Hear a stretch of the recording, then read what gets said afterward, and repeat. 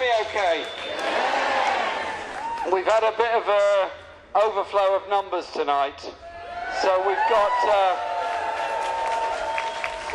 2 overflow meetings in the Camden Centre and in the Town Hall, and we've now got this one out in the street. Can I say thank you all for coming along, and I hope it stays dry for the rest of the evening, and I hope the Dolphin does well out of our attendance here this evening.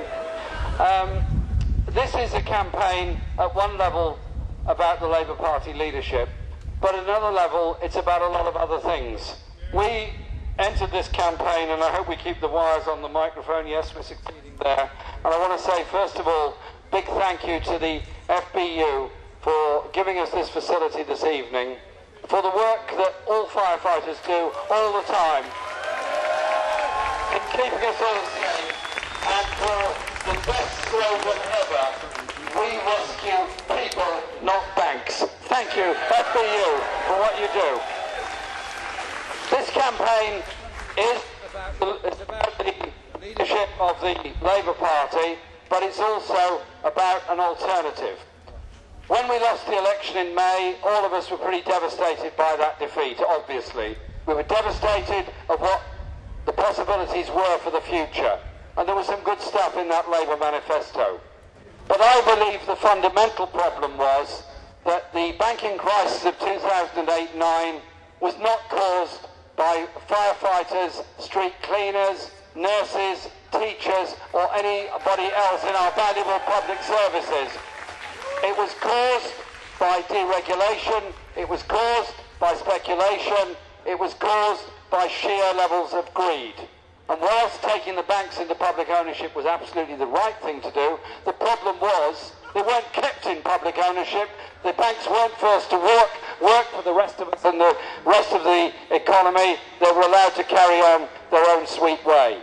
So when we got to the 2010 election, we were offering more austerity, more cuts, more punishment on the poorest in this country. David Cameron claimed we're all in it together. I don't think so, David Cameron. I don't think we're all in this together at all. I think you think everybody else is in it together except you and your party and the people around you. So we then have had 5 years of opposition. We've seen what the coalition government has done. The numbers of jobs that have been lost in the public sector, the wage freeze, the lower wages for those in the private sector, the 0 hours contracts, the brutality of much of the benefit system and what it's doing to the poorest and most vulnerable within our society.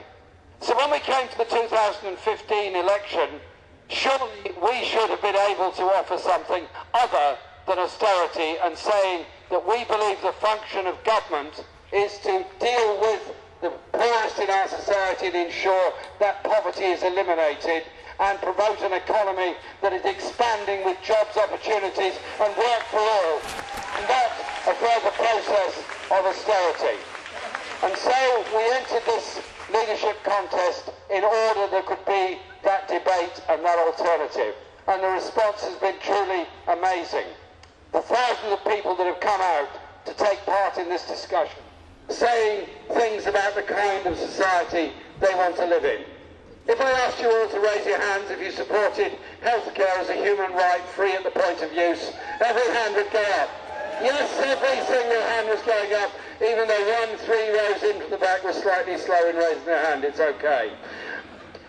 Yes, we would all support that, and we've recognised what an incredible achievement it was for the Labour movement when we got the NHS in 1948, before I was born. We also, the same year, got the welfare state. But somewhere along the line, we've lost our way.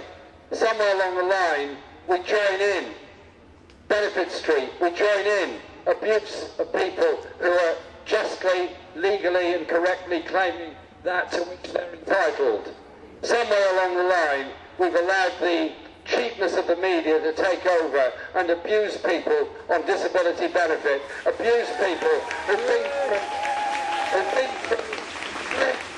through very difficult situations and have passed the fit for work when they clearly are not. People have committed suicide as a result of that. Can we be bold enough and strong enough and clear enough as a party and as a Labour movement to say we want to live in a society where we don't pass by on the other side when somebody is going through a crisis. We don't pass by on the other side when a family is forced to live on the street because they can no longer afford the flat or house that they're living in. We don't pass by on the other side and leave the poorest to fend for themselves, whilst the richest keep on getting richer and richer at our expense with their investments in property which they use as a cash cow for the future. Can't we be proud of wanting to live in a civilized society where everybody cares for everybody else and everyone cares for each another? Surely that is something worth aspiring to. I'm accused of being told that this is desperately old-fashioned, desperately outdated 1980s stuff. No, it's not. It's the 21st century world where a lot of people have had enough of free market economies. They've had enough of being told that trickle-down works. They've had enough of being told that austerity works, knowing full well that it does not. So let's be practical about the things we want to do. The things we want to do are to create an economy where we invest in high-skilled manufacturing industry, where we invest in sustainable development, where we invest in green energy jobs and green energy resources, where we invest in rail infrastructure, where we invest in council housing, where we invest in giving people a decent place to live, where we don't have a housing policy that deliberately drives people out of central London as a whole process of social cleansing, as a combination of high rents and insufficiency of benefits. This can be done.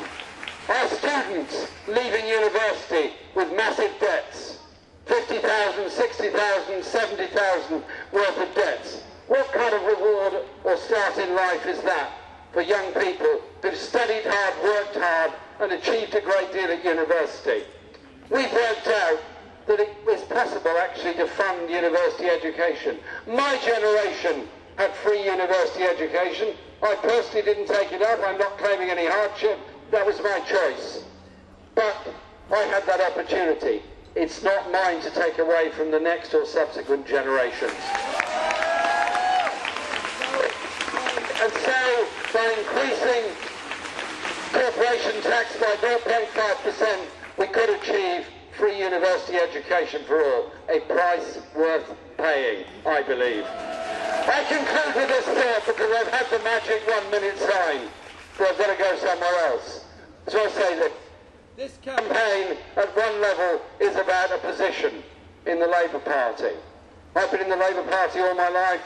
I oppose the Iraq War, I oppose nuclear weapons. I stand for a tradition that's something very, very different. And I'm inspired by all those people that have come together, who are put off by personality politics, by the politics of personal abuse, by the politics of celebrity, and want something stronger. So I am not indulging in personal abuse of anybody. I don't do it, never have, never will. There isn't time. It's a waste of energy. It puts people off. I want, on September the 12th, whatever the result, us to be together, to stay together, to keep on being together in order to develop the policies that will bring real social justice, that will bring policies that will help bring peace, not war, to the world, that will help bring a just and environmentally sustainable world. We can together do it. Let's be strong. Thank you very much for your attendance today.